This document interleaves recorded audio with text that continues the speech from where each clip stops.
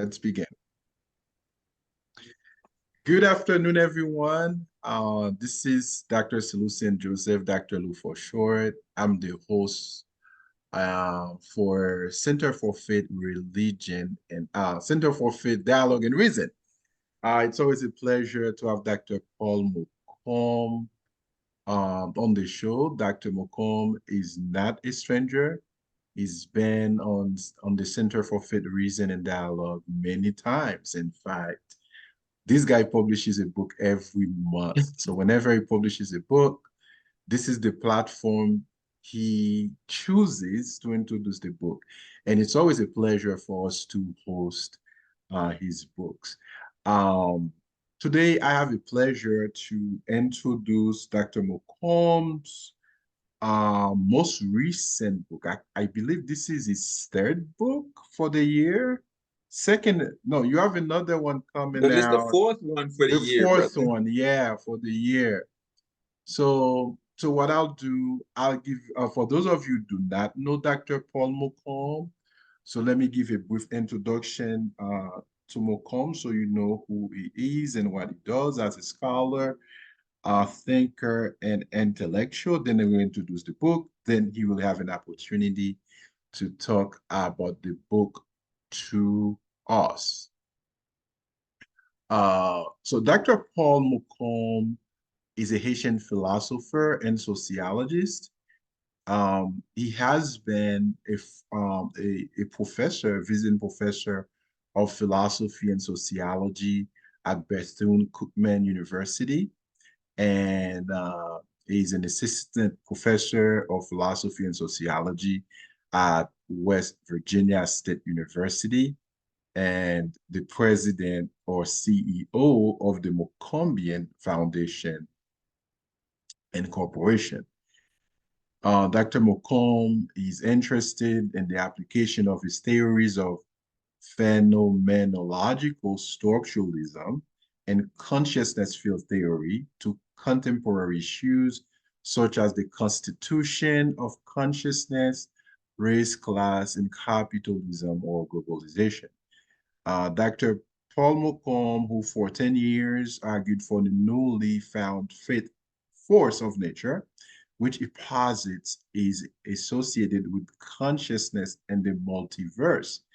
He's the author of more than 20 books, and I'm just going to mention just a few, just too many books to mention.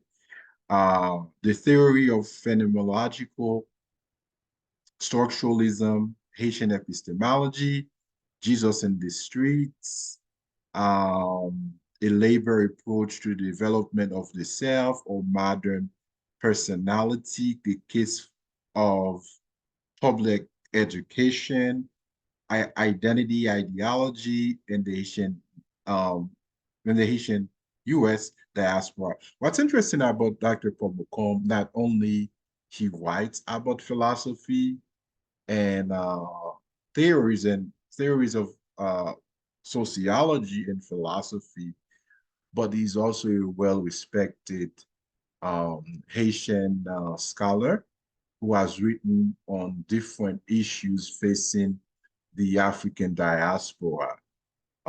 We're talking about the the African diaspora, whether we're talking about the African diaspora in the Americas, Europe, or Asia, in different places, and in the global in the world. He currently lives in Lauderhill, Florida, with his wife Tierra Mocombe. So those who want to know more about Dr. Paul Mocombe can check out his websites. The first one is paulcmocombe.com info. The second one, www.readingroomcurriculum.com, or www.mocombian.com. So after this talk, I will publish this interview on the website of the Center for Faith and Dialogue. So I will also post those links for those of you who want to learn more about his work. At this moment, I would like to introduce the book. The book is called Introduction to Structurationist Sociology. Let me read the introduction to you. And in fact, let me share this screen so the people can see the cover of the book, because I'm actually recommending you guys to purchase this book. It's an important work, and you will have an opportunity to ask Dr. Mocombe questions about the book. So the book outlines the tenets and problematic of structurationist sociology, and resolving its problematic, the structure, agency, agency problematic of duality. So Dr. Paul Mocombe posits a structurationist sociology, consciousness field theory, his own theory, and phenomenological structuralism is also his own theory, that is tied to an emergent logical, metaphysical, materialist account regarding the constitution and perpetuation of the multiverse, consciousness, society, and the individual. Dr. Paul Mocombe concludes that consciousness field theory and phenomenological structuralism fix structuralism and make it a formidable or universal theory and methodology for all of the social sciences. And so Dr. Mocombe will have an opportunity to define, for example, to go over his concept of structuralist sociology, consciousness field theory, and phenomenological structuralism for those of you who do not know about his work. So the book, Paul, the book comes out this month, right? On the 20, is it 29th? I'm trying to remember when the book. It's already, I think it's Yeah. already out on the website. It's already out. Okay. You So can get it on okay. Amazon. It's already out. Yeah. So those of you who are interested, which I highly recommend, you can actually order the book from the publisher's website, Nova Science Publishers. It's right here. So the book just comes out, and then you can also order it from Amazon or any online vendor. Okay. They also published the book in the I guess, electronic version. Yes. So there we go. Again, you do have an opportunity. Let me stop the sharing. There we go. You do have an opportunity to interact with Dr. Paul Mocombe. And Dr. Mocombe, this is your floor. And then tell us about the book.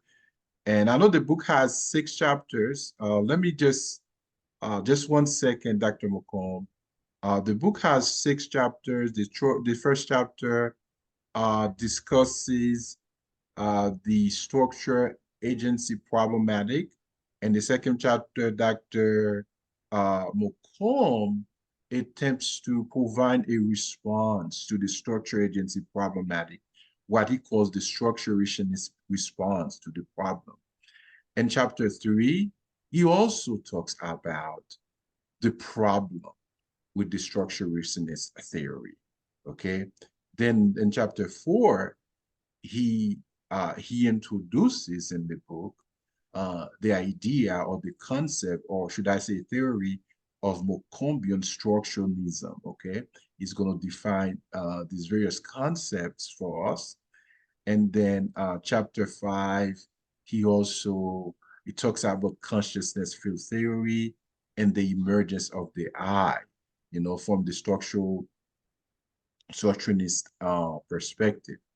In chapter 6, he goes on to talk about the constitution of society, what we mean, what is the nature of society, what does it entail? And of course, chapter 7 is the conclusion. What's interesting about Paul Mocombe work, I believe that I have read 90% of what Dr. Paul Mocombe has written. I'll tell you why, how.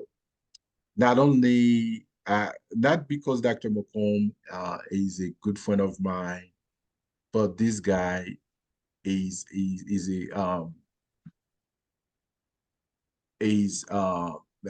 a philosopher, is a brilliant thinker. There's a way he brings together, he brings different fields, different disciplines, sociology, history, philosophy, and other area studies like race, class, gender, and conversation. And he does it brilliantly. Of course, you will not agree with everything he says. Who does? Even I read his stuff, I love his work. I do not agree with everything, but Dr. Paul Mocombe is a brilliant thinker, brilliant writer. And so Dr. Mocombe, this is your floor. Please introduce us to your newest book. Oh, thank you, Lou, once again for hosting this for me.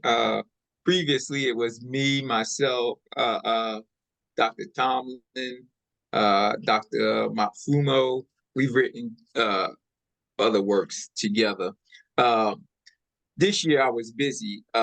This is the third of 5 books that I completed this year, and I have 5 more to do because the intent of my research within the last 10 years has been to reconceptualize Western, what we call Western, in the academy, what we call Western bourgeois thinking, because what's happened post the 19th century, 19th, 20th century is that the academy has structuralized its philosophy around what we call bourgeois ideology. So from in philosophy, from Descartes all the way up to Michel Foucault, the history of philosophy has centered around epistemology. That is, how do we know what we know, and how do we justify what we know? And what has happened is it's as though Western theory, philosophy, science has reached its nadir, its end. And so now it's devised different theoretical and methodological schools to understand what we call the nature of reality, ontology, metaphysics. Why are we here? How did we come to be here? And all of those the responses to these questions have been centered in Western epistemology. And it's problematic for us, people of African descent who were enslaved in the Western tradition. It becomes a problem for us because our worldview now is either a reaction to, a response to the answers that the West has provided for us as Black people to these ontological questions, epistemological questions, axiological questions. And by axiology, that just means questions about ethics, questions about aesthetics. All of those responses have grounded us in Western traditional responses to these questions. So when I entered grad school, and this is about 1993, so we're looking at about 31 years ago, I entered grad school, and my major then was, in fact, I was a pre-med major, believe it or not. I wanted to be a neurosurgeon, and with an emphasis on neurosurgery. And then I took a philosophy class, Philosophy 101, and then I read Nietzsche. And the first book my professor gave us was Thus Spake Zarathustra, and I fell in love with Nietzsche, and I fell in love with philosophy. I scrapped I scrapped neurosurgery, which is interesting because from 1993 to today, I would make a 360 degree turn and come back to neuroscience. But anyway, so I fell in love with philosophy, and from my undergraduate work to graduate school, my emphasis was understanding or trying to get an understanding of all of the disciplines, all of the social sciences. That included sociology, psychology, philosophy, anthropology. I wanted to get as much information as possible in those disciplines. So when I switched from pre-med to philosophy, I also switched into comparative studies, which combine philosophy, sociology, psychology, and my master's degree was in sociology, but my PhD was in comparative studies, which synthesized all of those disciplines because I had such a yearning for knowledge. And at the core, when I entered grad school, at the core, and this is about 1995, 96, and the dominant issue that plagued the social sciences at the time was what we call the structure agency problematic. And this started in the 1970s, and I came into it in the 1990s. And what is the structure agency problematic? Well, the problem is how do we, and this is an important problem because it not only plagues the disciplines of the social sciences, but it also plagues religious studies. It plagues every discipline that we find in the academy. And it predates the issue in the social sciences because the structure agency problematic is also an issue that many religious theologians had to deal with. They dealt with it differently from how we dealt with it in the social sciences.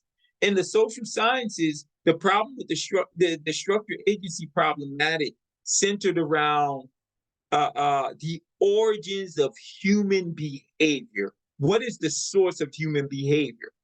Uh, is human behavior a product of social structure? That means the ideas that precede us before we're born that are reified in institutions and culture, and we learn these ideas, and these ideas give us practical action. And so therefore, if you side on the structure side, that means there's no agency because everything you are, everything you know comes from the structure, and you simply go about reproducing what you are taught. And many theorists on the other side of the spectrum, the agency side, they want to argue that no, there's agency. We not only adopt the structure and the culture we are taught, but we basically have free agency. We can decide what part of the culture we want to reproduce, what part we don't want to reproduce. And if we extrapolate that same argument to religious studies, which predates its emphasis in the social sciences, in the theological component of the structured agency problematic, the question becomes, to what extent do we have free will? To what extent our behavior is a result of God's will? God created the universe. He gave us agency and everything we do because God has foreknowledge of what we'll do. God already knows what we're going to do, so therefore there's no free will. So the structure agency problematic in its theological conception juxtaposes God's will against the human will, our will to make decisions, to exercise our thoughts in the world, our practice in the world. In the social science perspective, it's a result of to what extent we reproduce the culture or social structure we are born in, and to what extent we have free will to reject the practices of the social structure. So I entered graduate school juxtaposed between those two positions. And the dominant theories in sociology and anthropology at the time, in sociology, the dominant theory, there's three dominant theories in sociology. We have what's called symbolic interactionism in sociology. We have structural functionalism, and we have conflict theory in sociology. And for the most part, those three theories are reproduced in the rest of the social sciences, psychology, anthropology, and simply symbolic interactionism in sociology is a micro sociological perspective to the structured agency problematic. It doesn't deal with the problem at all. The focus of symbolic interactionism is on human agency and our ability to use symbols to reproduce our being in the world, to recursively organize and reproduce our existence in the world. So there are a plethora of theories that constitute symbolic interactionism. You have rational choice theory, you have the dramaturgical self, Irving Goffman, you have George Holman's behaviorism, you have ethnomethodology. All of those are micro-sociological perspective that argues for, within the structured agency paradigm, they argue on the side of free will. Human beings encounter symbols and cultures, and we make choices and what cultures and what symbols we utilize to reproduce our existence in the world. That's the micro sociological perspective. Now, the two other perspectives are the structural functionalism and conflict theory. They're more macro sociological perspective. They argue really human beings don't have free will, they don't have agency. Structural functionalism argues that society is constituted as a structure. It has institutions that basically socialize us to the ideas, ideals, and values of the social structure. And these institutions are in place to reproduce the concepts, the practices of the society in order for us to achieve equilibrium. Conflict theory makes the same argument. What conflict theory argues is that, yes, there's no human agency. Basically, you have group conflicts. You have a society in which one particular group organizes the society, and there are conflicts between different groups within the society. And the purpose of society is to resolve these conflicts and to achieve equilibrium. So I entered graduate school amidst all of these theories, trying to decide what is more important, the structure or agency, God or free will. And one theory, when I entered graduate school, that attempted to resolve, and again, for many of you who don't know how the academy works in America or in the Western world, the idea is you resolve contradictions. There are no contradictions in the world. The purpose of education is to resolve our contradictions in order for us to ascertain the nature of reality as such.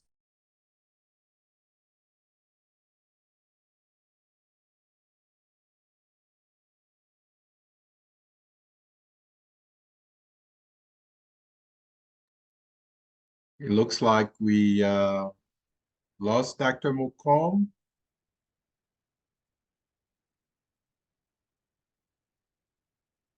Let's wait for a few minutes to see if he will come back.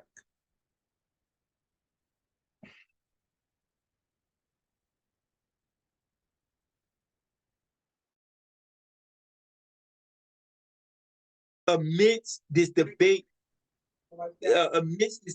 between structure, agency, God, free will. And one of the responses to resolve this issue was that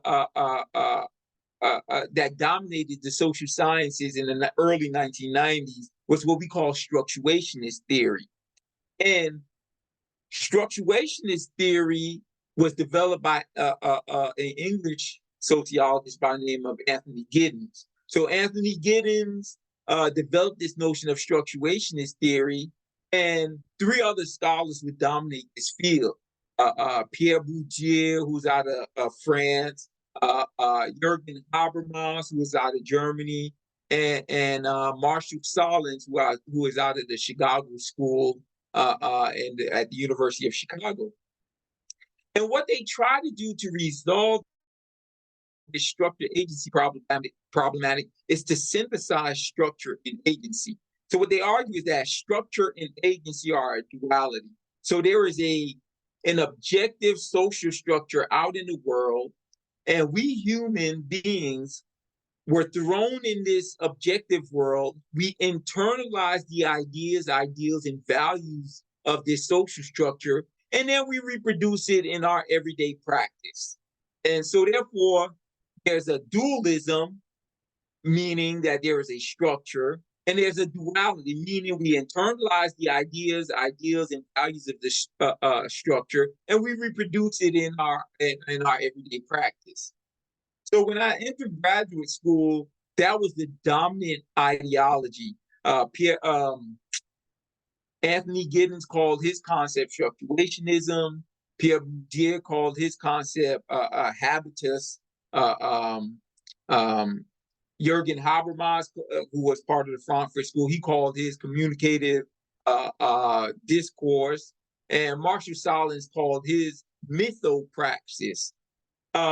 When I was in grad school, I realized it was a problem in the responses to the structure agency problem.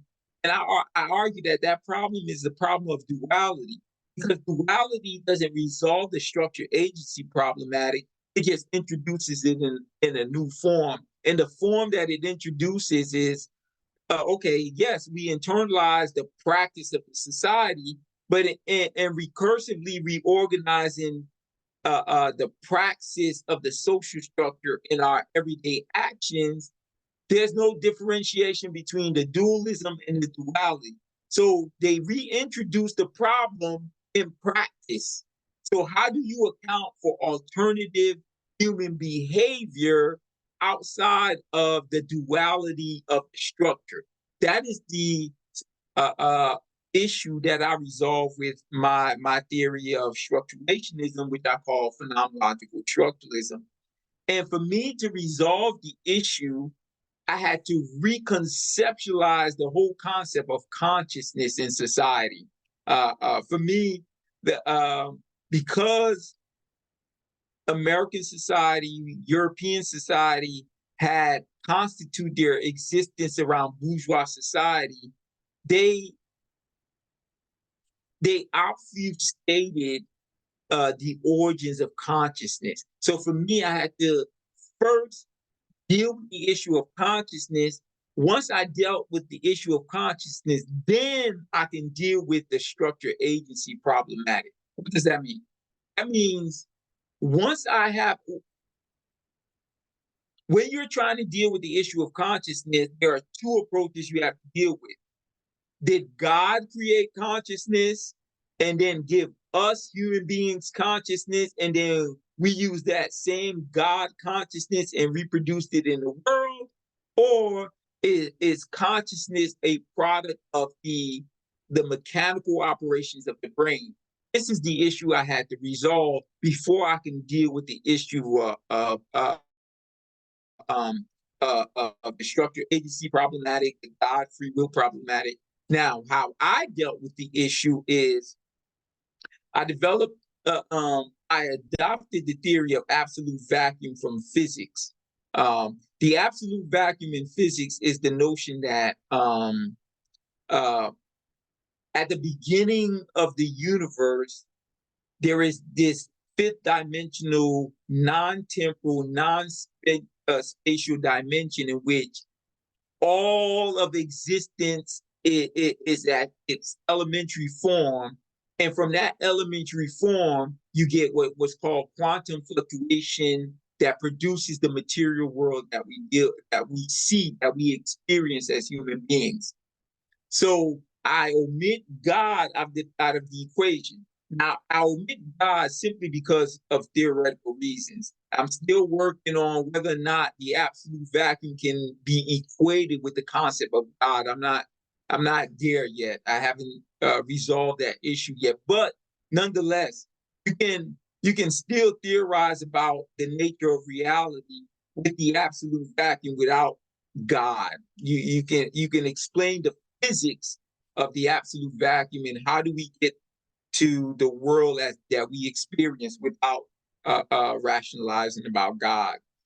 Um, so it is from that position that I try to resolve the structure agency problematic. So I developed two theories to deal within structurationist.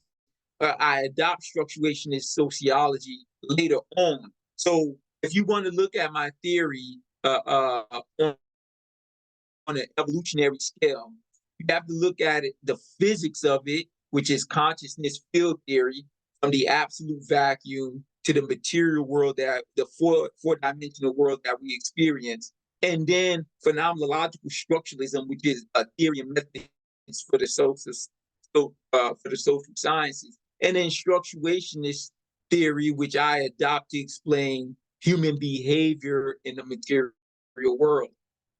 So this book is actually supposed to be used as a textbook in undergraduate and graduate school to explain to not only resolve the structure agency problematic, the God free will problematic, but also to resolve any other issues that stem from the structure agency God free will problematic. And one of the pressing issues for us as Black people that this theory will help to resolve is this notion of Black consciousness.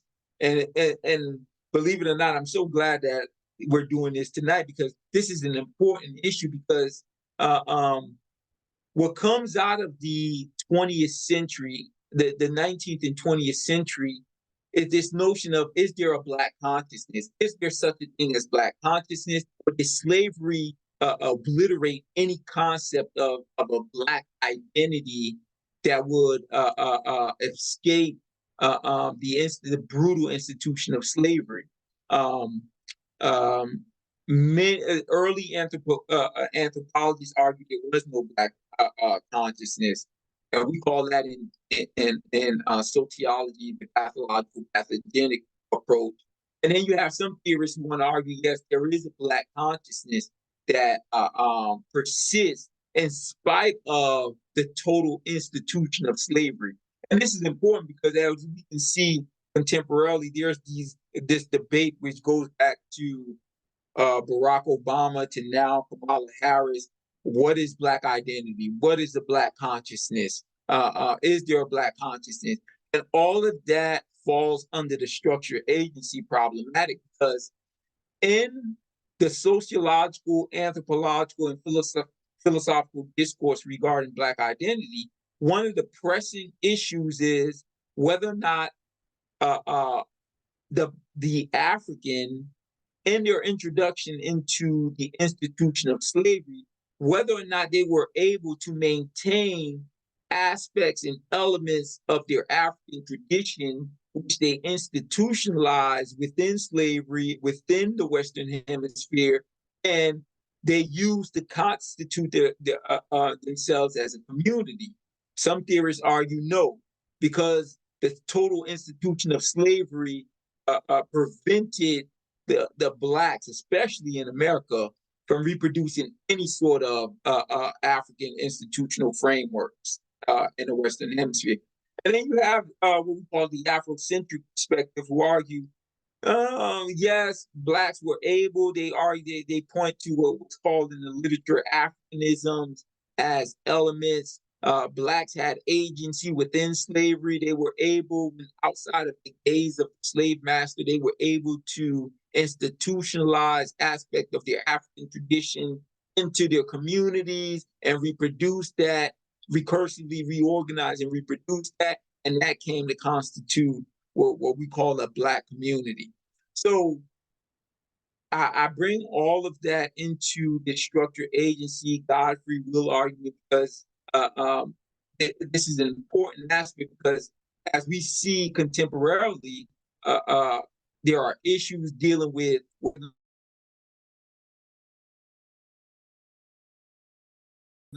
is she African American, and all of this. Once again, is problematic for us. It reintroduces the structure agency problematic. It reintroduces even notions of what is Black consciousness.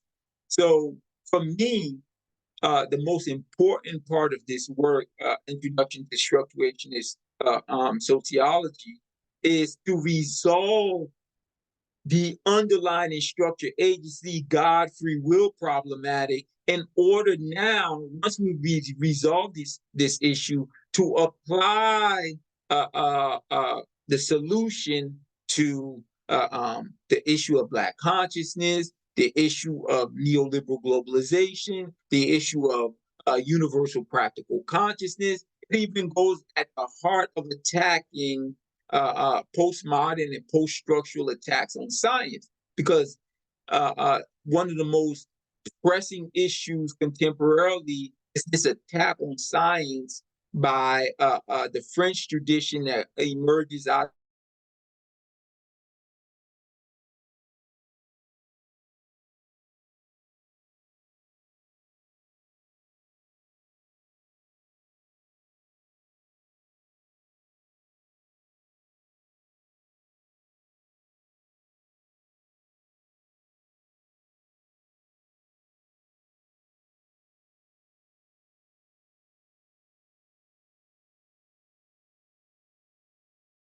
in the social sciences, but it's also very important for dealing with the contemporary issues we're dealing with. Because what's happened in bourgeois society is that uh, um, because of the ideologies that are used by those in power to structure how we view, how we understand reality, people assume that they can develop and come up with any narrative they want to and exercise in the world. And what I argue in the book, that is not the case, because there are consequences for the narratives that we try to impose on the objective world. We can't impose any narrative we want to, because when we do so, the consequences can be detrimental for human existence. So that, for me, is the importance of the book. And I don't want to prolong my intro, so I'll relay it to Lou. So if we have any questions, we can proceed from there. And once again, brother, thank you again for you being the first platform where I introduced the ideas of the book. I don't know if you got a chance to see the video that Journal of Philosophy and Physics did for my consciousness field theory. I did actually. Oh, You texted to me in Pascal, yes, so I yes. had a chance. Yeah, I had a chance to go over it. But I do have a question for you Hmm. before, let's see, we open the floor for people on the platform and Facebook, and I'm gonna check. So now you mentioned one of your one of the things that you try to do in the book is to reconcile that seems to be a problem in philosophy, sociology, also in theology. The idea that, how can God have sovereignty, not for knowledge, and then we as volitional agents or human beings possess free will, right? The freedom of the will, Yes. which, many philosophers like Bertrand Russell, all the great philosophers, Aristotle, Plato, have been able to deal with this issue. Now, I do not want you to give to the audience, the secrets of the book, but can you shed a little light? How how are you able to, through those two theories that you've introduced in the book, how are you able to reconcile? Because this is, as a theologian, Paul, this is a major issue in theology. And as you know, you have also studied some of the major theologies, such as, Calvinism. That's a big issue in Calvinism, right? God's sovereignty. Do we have choice as human beings? If God, who possesses, right, absolute knowledge, right, from a theological perspective, uh, do we as human beings have knowledge? That's one. I mean, have freedom, but a sociological perspective gives us a different perspective because we are product, right, of the society that shapes us, right?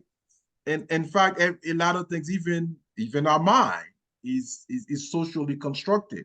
At least the ideas that we formulate as human beings, they're part of our values, sociological values, cultural values, even our tradition.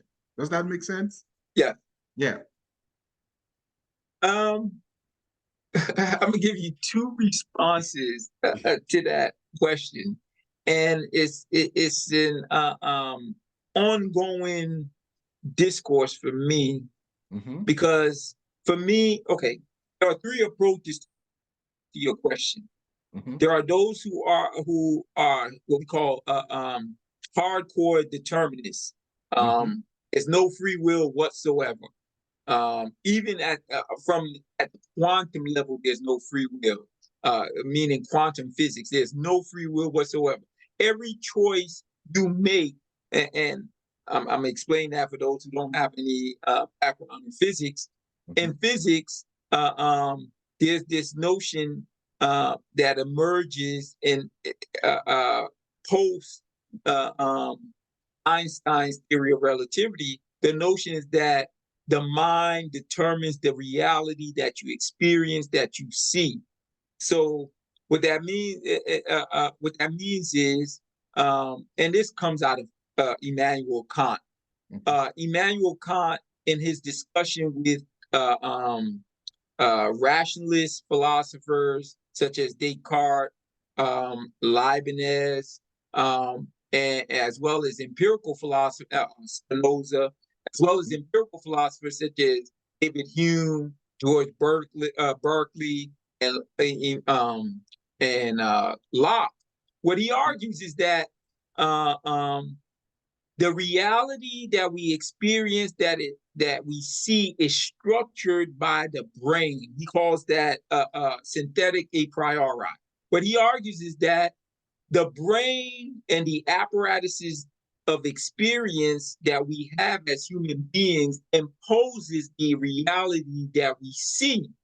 So therefore, yes, on the one hand, um, we don't have free will because the apparatuses of experiences that we have to experience the world restricts the possibilities of our experiences. But nonetheless, he argues that we do have free will and that we can make choices uh, uh, in regards to certain experiences that we have. We call that deontological ethics.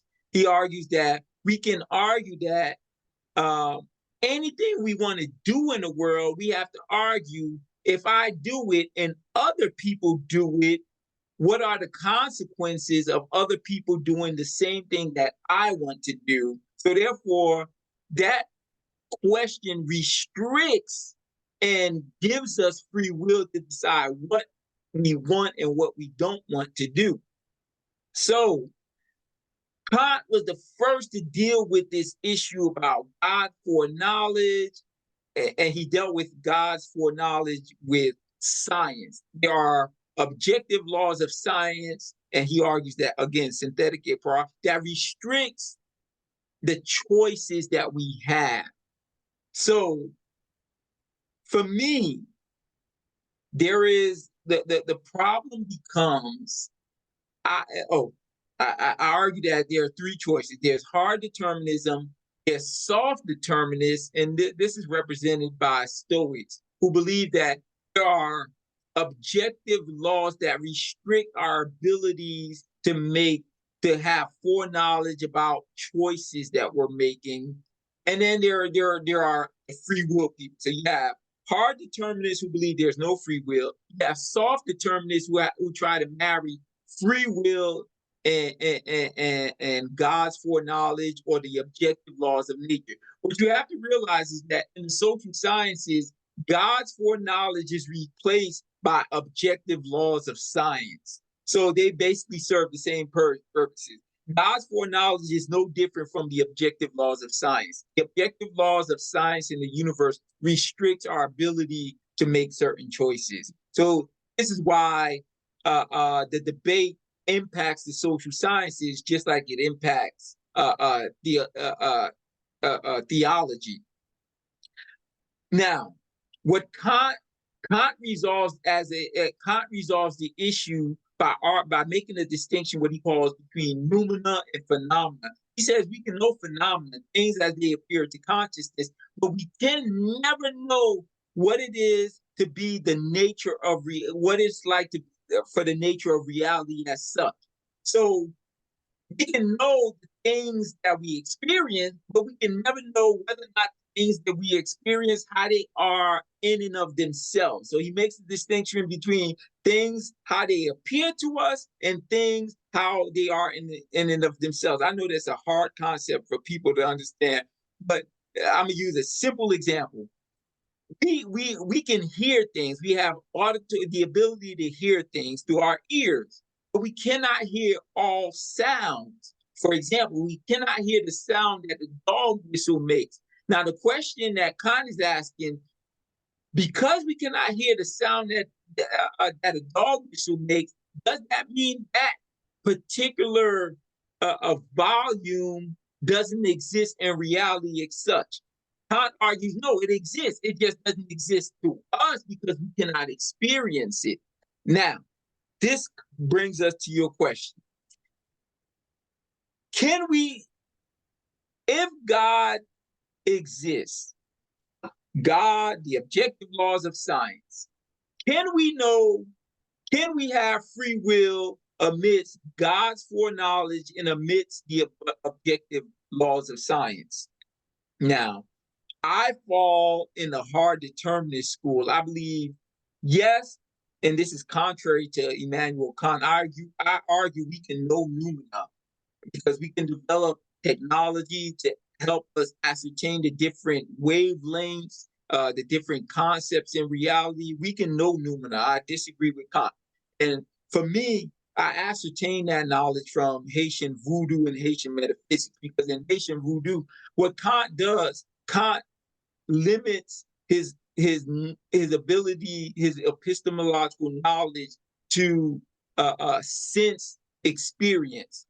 But in Haitian voodoo, we don't do that because revelation serves as sense experience. For example, people can come to you in dreams to tell you what the nature of reality is. You have psychic mediums. Kant omits that out of the epistemological realm of possibility in Western science. Haitians do not. We believe we can know reality from dreams, from psychics, etc. So this is where I differ from Kant. I do believe we can know the nature of reality as such, but that does not deny the fact that for me, I am a hard determinist, and because I believe in the concept of the multiverse. So every decision, every concept, every idea that we have opens up, and this is very hard for people to understand, open up different timelines of our existence in the multiverse. I believe in the concept of the multiverse. I'm not going to get into that theory for people. If they have questions, I may. But I am a hard determinist. So for me, there's no free will. We're determined by four instances for me in this theory. The first instance is what I call the impulses of subatomic particles, meaning we've lived past lives before, and those past lives, the consciousness of those past lives are absolved in the absolute vacuum, and we're driven towards different ideas, different concepts from past lives. That's all that means. Also, we're also biologically determined. For example, hunger. Uh, um, we're biologically driven to satisfy certain urges, and that's deterministic. I also believe in social structural determinism, meaning the culture that we're thrown in also gives us values that structure our experiences.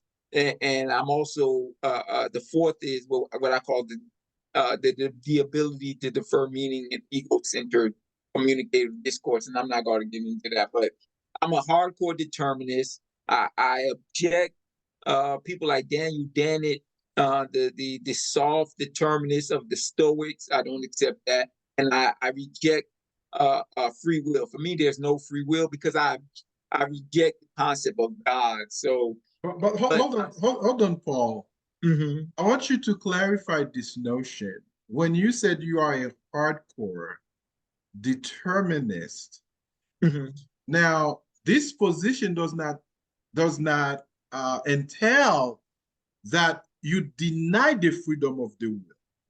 Because as a sociologist, you affirm the ability of people to make choices, right? Sometimes that are those churches that are connected to our own values, our value system, yeah, right? You're not denying that. But however, you're talking because you're talking about certain laws in the universe, the laws of physics. You also apply a religious perspective, not from the Judeo-Christian worldview or cosmology, but from the Vodou worldview, yeah, that there are certain ways in Vodou and the Vodou religion, there are different ways of knowing.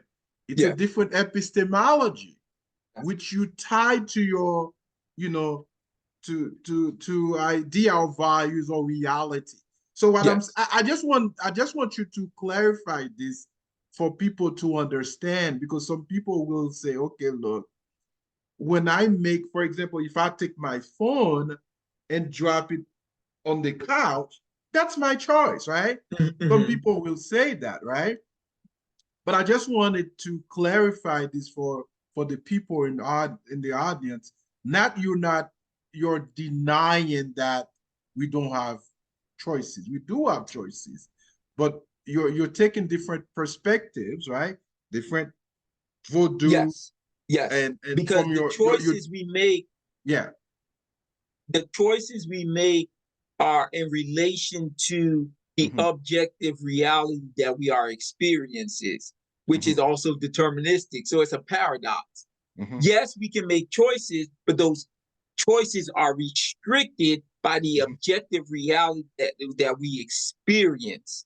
Hmm. So therefore, we're not allowed to make or choose any choice we want to.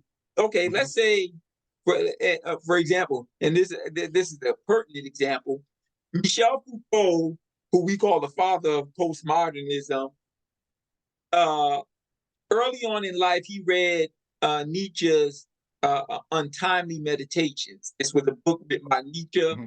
and Michel Foucault falls in love with the book because Nietzsche introduces this notion of the heroic individual who's uninhibited by the laws of creation, societal laws, and is free to do whatever he or she wants to do in the world without consequences. That's how Michel Foucault interprets what Nietzsche is saying about his Ubermensch, or what Nietzsche calls a Superman. But that's problematic. That's not exactly what Nietzsche is saying. But Michel Foucault adopts that complete free will, rejects objective reality, and says we can do whatever we want to. Okay, Hmm. let's forward it. So Michel Foucault not only adopts this position theoretically, but he also adopts it in his everyday practice. So he goes about having sex with gay men, children. He's a pedophile. He goes and have sex in gay bars without a condom. And this is the early '80s during the emergence of the AIDS pandemic. So Yeah. he takes in drugs. He does whatever he wants, but at the end he dies of AIDS. So there are consequences to the behavior. But Michel Foucault doesn't take those consequences into his theorizing about what Michel Foucault is saying, what Nietzsche was saying. Nietzsche does. Nietzsche is saying, yes, the heroic figure rejects convention, but he doesn't reject the objective laws of reality. In fact, Nietzsche has a concept called the eternal recurrence that Michel Foucault doesn't deal with, and that physics we're trying to deal with now. But nonetheless, Nietzsche doesn't deny that there are objective laws and consequences for the actions and choices that we make, and those choices are restricted by the objective reality that we experience. Foucault denies the objective reality altogether and says we can do whatever we want to, when we want to, irrespective of the consequences. But we see what the consequences have for Michel Foucault. He dies of AIDS, and and that doesn't even take into account the countless men he infected with HIV/AIDS. You see what I'm saying? So this is where my notion of choices are limited.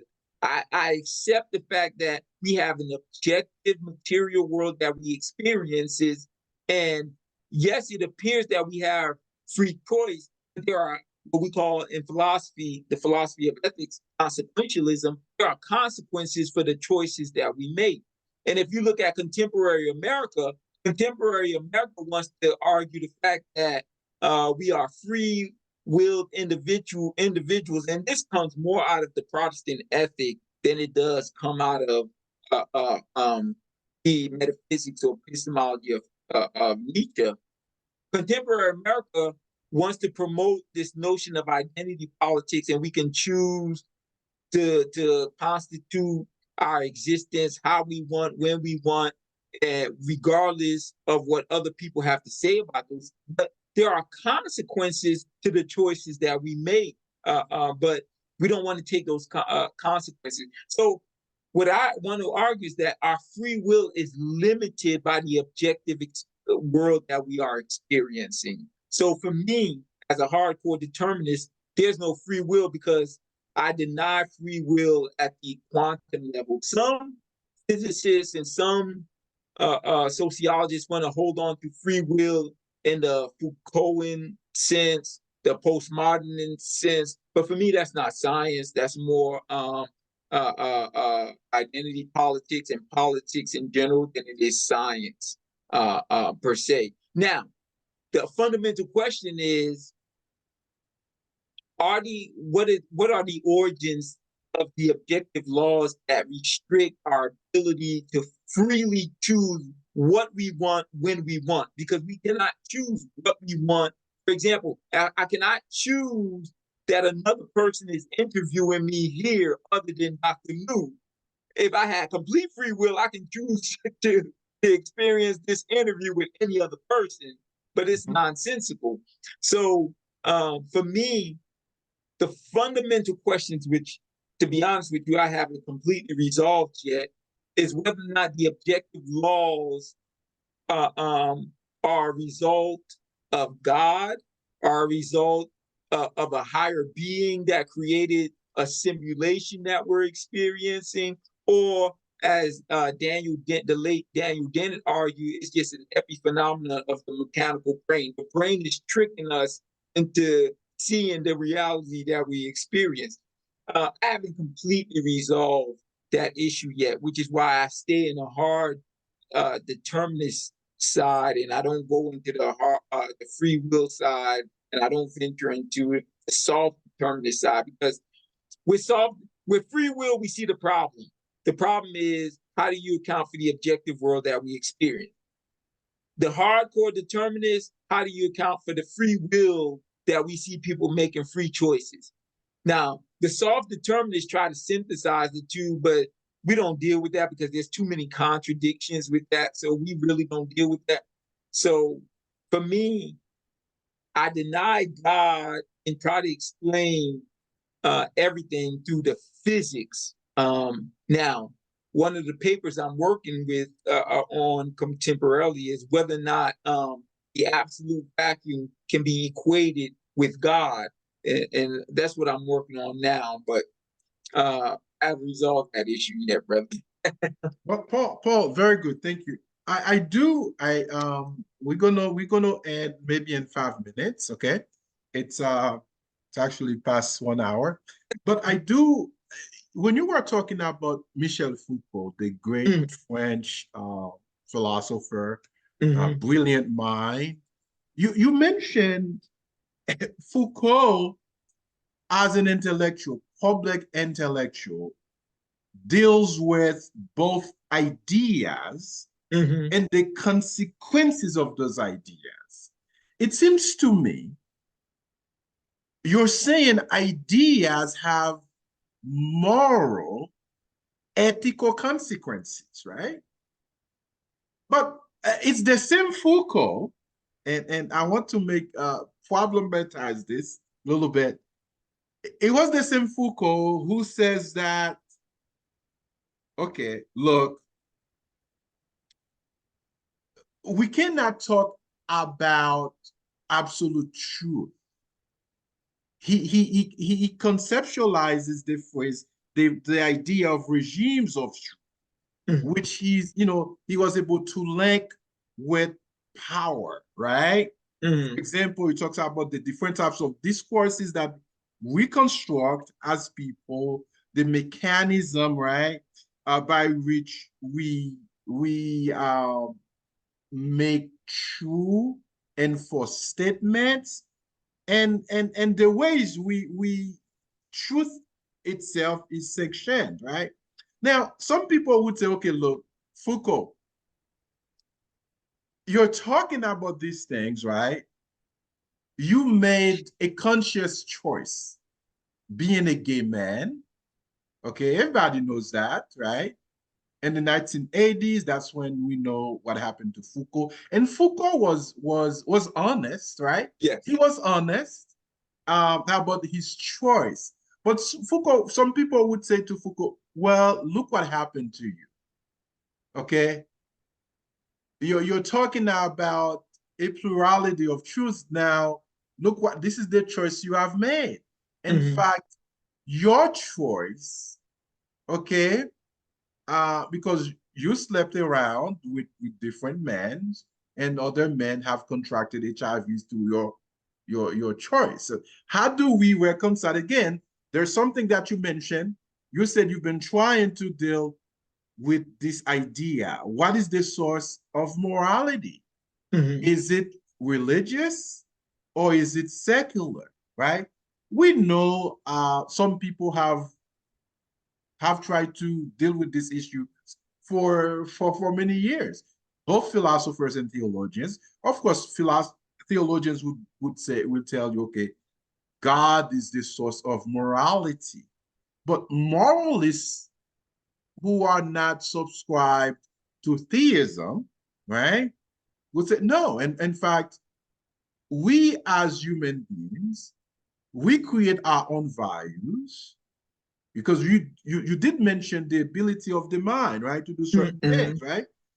And we are able to construct, or we have constructed a system of morality by which we live by.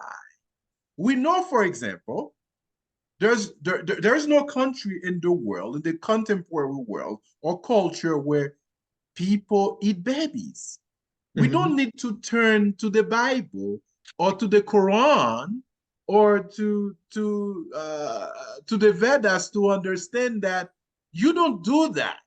mhm, You know, if you see a little boy crossing the street and there's a possibility that a car that's running fast is going to hit that. You're not going to let that little boy hit by the car, right?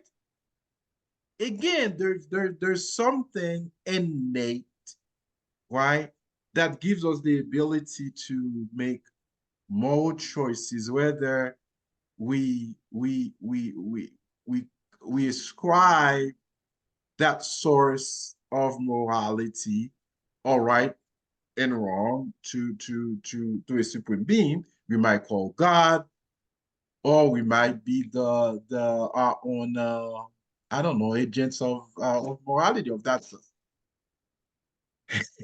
Two things.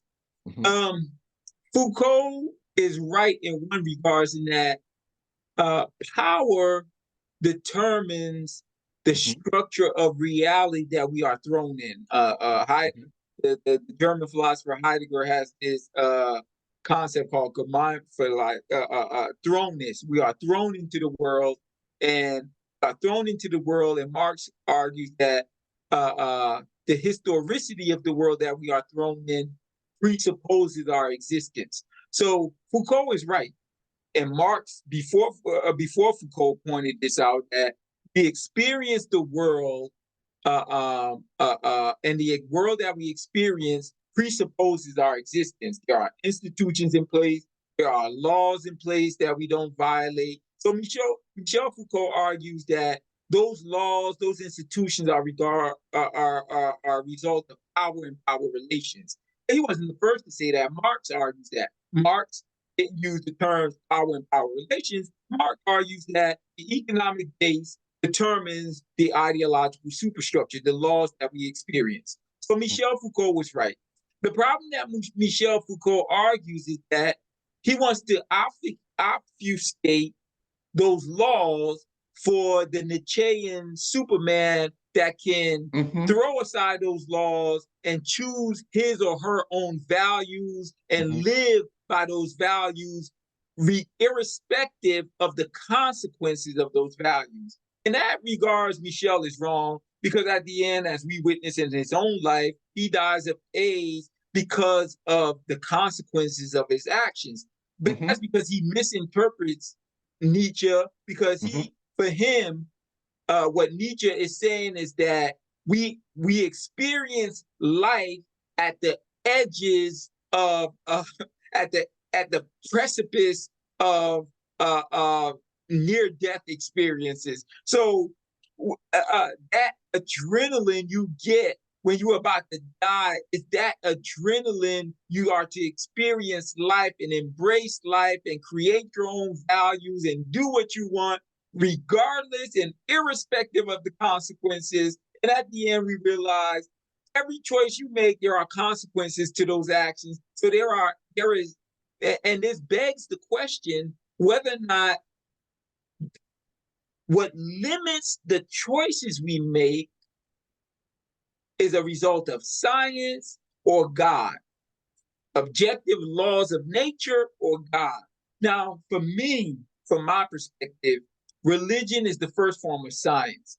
So you can replace God with the laws of objective reality, but that doesn't resolve the God objective laws debate, because for me, if consciousness, because I do believe in my theorizing in this book, I do believe that our consciousness exists after the life we experience in the material world. So there is life after life. After we die, there is life.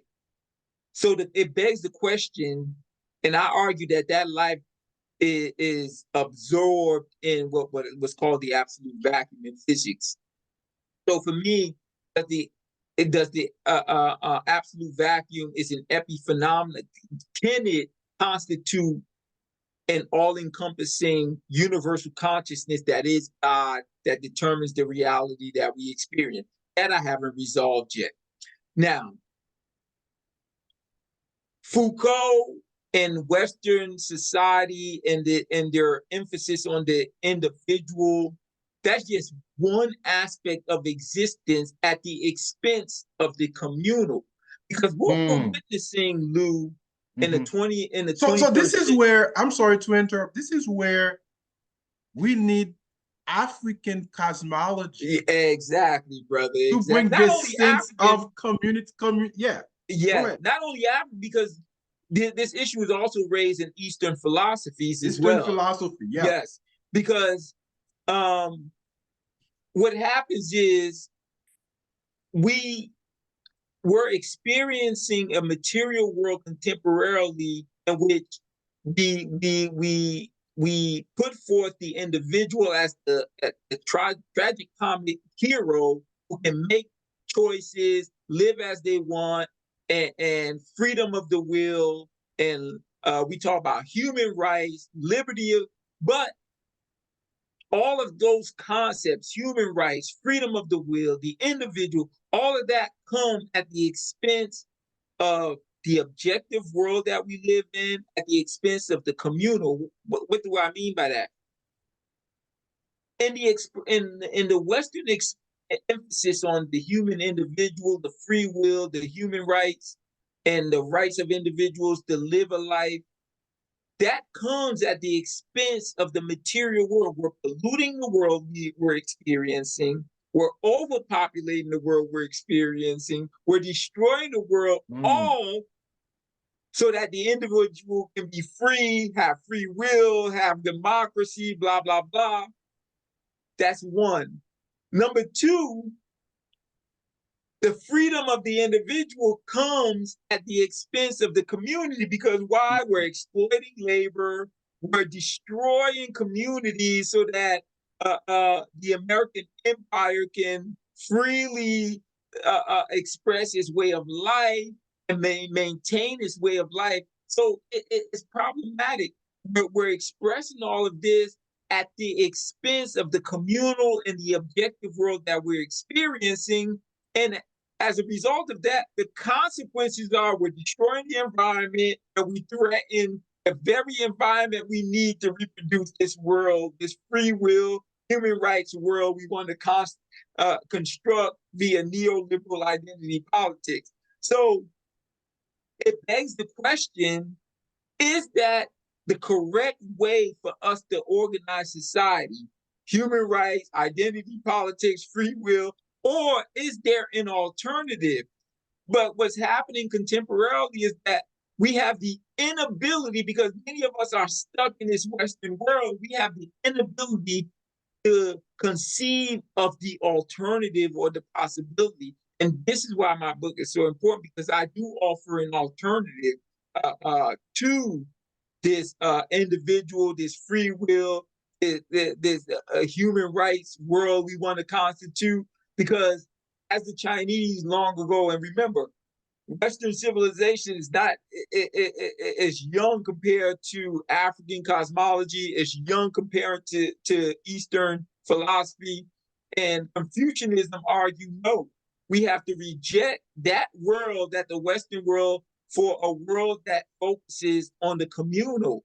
And Confucianism comes up with this idea in their debate with Taoism, because Taoism parallels the Western world and this notion on the emphasis on the individual, on the ability. The only difference between Taoism and the Western world is that Taoism says you must know the nature of reality and just go with the flow, and not try to impose your will on reality, whereas the Western world says, no, you must find your way and impose your will on reality. Confucianism rejects both the Western world and the Taoist world that says you must find balance and harmony. I disagree to some extent with the Confucius world, but uh, um, my work is a work in progress.